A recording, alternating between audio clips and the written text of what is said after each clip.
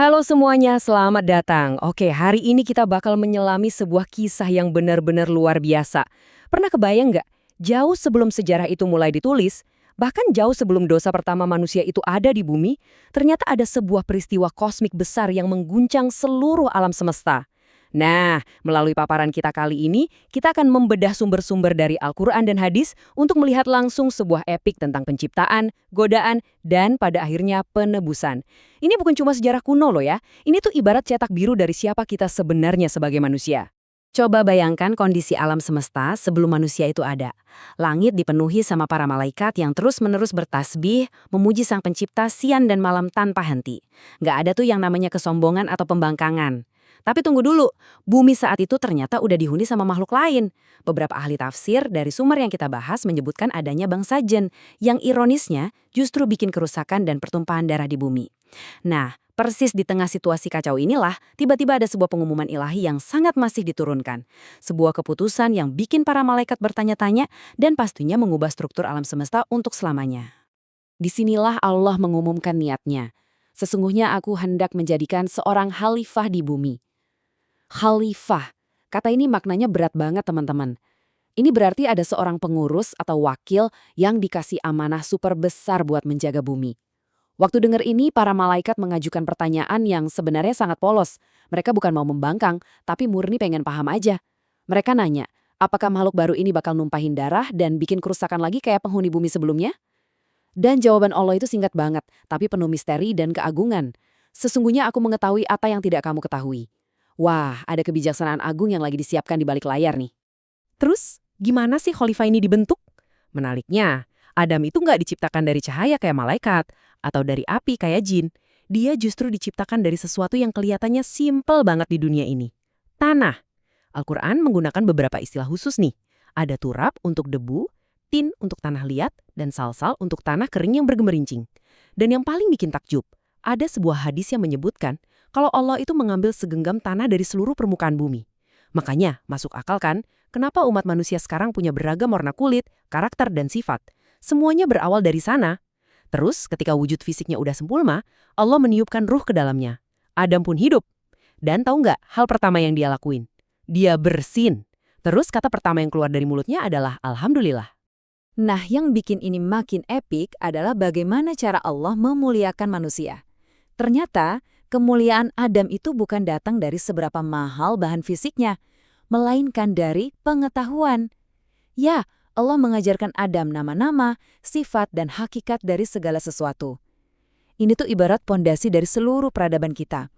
Waktu Allah menguji para malaikat untuk nyebutin nama-nama benda itu, mereka nggak bisa. Mereka cuma tahu apa yang secara spesifik diajarin ke mereka. Tapi Adam, dia bisa nyebutin semuanya dengan lancar. Ini jelas banget ngebuktiin kalau kehormatan sejati manusia itu terletak pada kemampuannya untuk belajar dan berilmu. Lalu sampailah kita di momen yang benar-benar menggetarkan langit. Allah memerintahkan semua yang hadir buat bersujud ke Adam sebagai bentuk penghormatan. Para malaikat, mereka langsung tunduk tanpa ragu. Tapi ada satu makhluk, iblis. Dia ini dari golongan jin yang kebetulan ikut beribadah di sana. Dan dia menolak. Coba perhatikan kutipan kesombongan pertama dalam sejarah kosmik ini. Aku lebih baik darinya. Engkau ciptakan aku dari api, sedangkan dia engkau ciptakan dari tanah. Wow, kesombongan yang benar-benar membutakan, yang dalam sekejap menghancurkan kedudukannya sendiri. Kejadian tadi itu ngasih lihat kita sebuah kontras yang super tajam. Iblis salah besar dalam mengukur apa itu kemuliaan. Dia pakai standar materialistis, ngerasa api itu pasti lebih hebat dari tanah. Padahal ya, di mata sang pencipta kemuliaan itu diukur dari ketaatan dan ilmu, bukan dari bahan dasar fisiknya. Adam yang terbuat dari tanah, sesuatu yang sering kita injak-injak tiap hari, justru diangkat mulia karena ilmu dan kepatuhannya. Sementara iblis yang dari api malah terjerumus ke jurang kehinaan gara-gara kesombongannya yang menyala-nyala itu. Lanjut ya, setelah iblis diusir, Adam tinggal di surga. Kehidupannya sempurna banget, gak ada rasa lapar atau capek. Allah juga menciptakan Hawa dari tulang rusuk Adam supaya Adam bisa ngerasain ketenangan. Tapi kehidupan tanpa aturan itu kan bukan sebuah ujian ya nggak? Jadi Allah menetapkan satu batasan yang sangat jelas. Coba perhatikan penekanan larangannya. Janganlah kamu dekati pohon ini. Ingat ya, bukan cuma jangan makan, tapi jangan dekati. Ini tuh semacam prinsip pelindung yang luar biasa hebat. Karena seringkali, sekedar mendekati batas larangan aja udah jadi awal dari kejatuhan.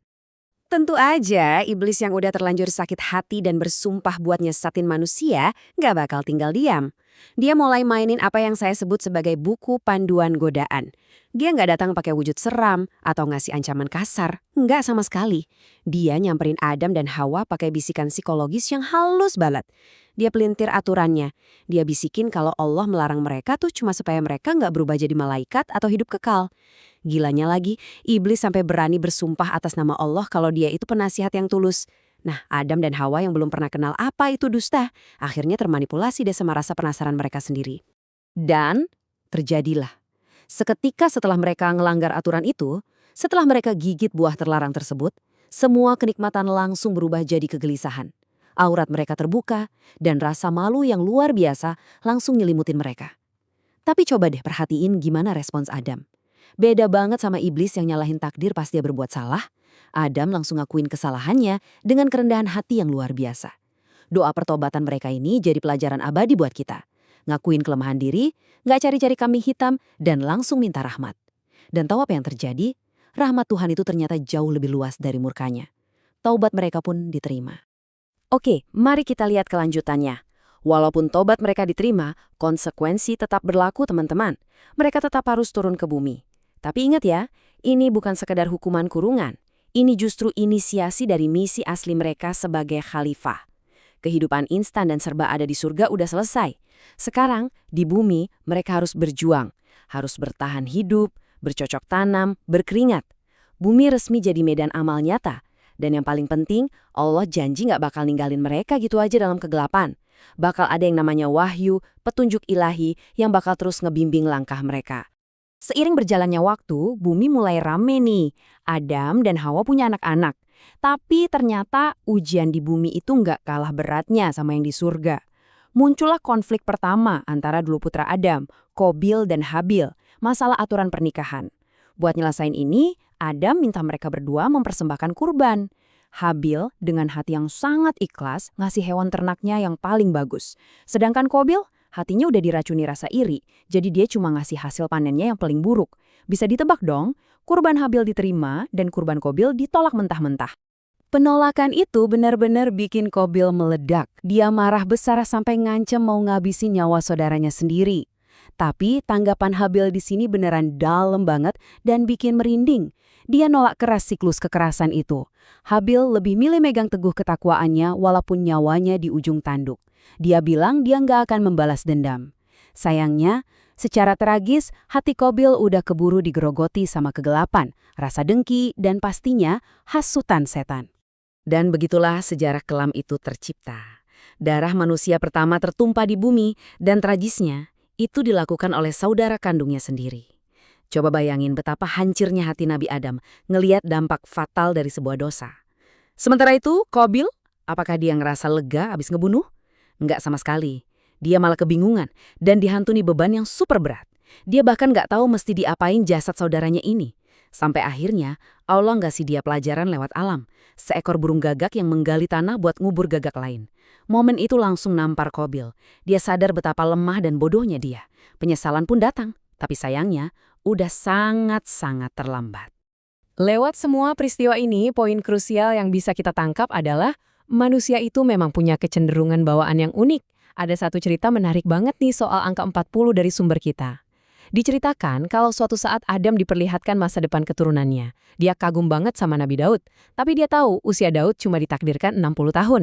Saking sayangnya, Adam dengan sukarela ngehibahin 40 tahun dari jatah umurnya sendiri yang aslinya 1000 tahun buat Daud. Tapi ini bagian yang paling manusiawi banget. Bertahun-tahun kemudian, waktu malaikat maut datang, Adam malah lupa kalau dia pernah ngasih 40 tahun itu. Sesuai banget sama sabda Nabi Muhammad, Adam lupa, maka lupa pula keturunannya. Ya, kita ini memang pada dasarnya pelupa. Kalau kita tarik mundur dan lihat keseluruhan perjalanan hidup Nabi Adam, ini tuh benar-benar sebuah epik kosmik yang komplit banget.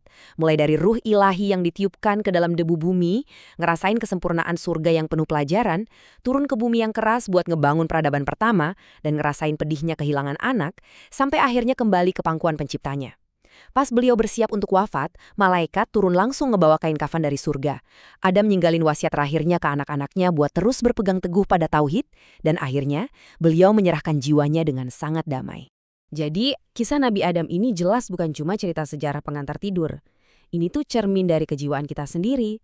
Betul, kita mewarisi sifat Adam yang gampang lupa, yang kadang gampang goyah sama godaan halus iblis, dan yang pasti bisa berbuat salah.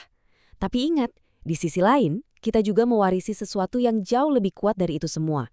Kemampuannya untuk bangkit, keberaniannya buat ngakuin kesalahan tanpa gengsi, dan inisiatifnya buat langsung minta ampun.